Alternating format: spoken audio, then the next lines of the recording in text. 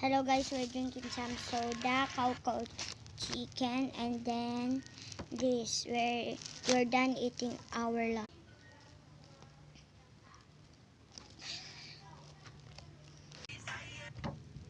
Yay, it's open. This is ube and chocolate. Wow, it especially looks so yummy.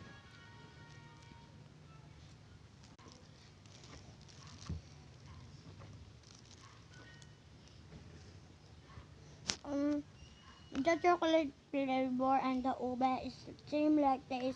It's so good.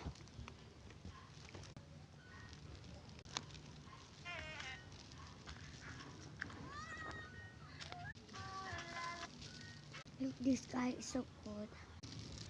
I like the chocolate one. I'm gonna rate the chocolate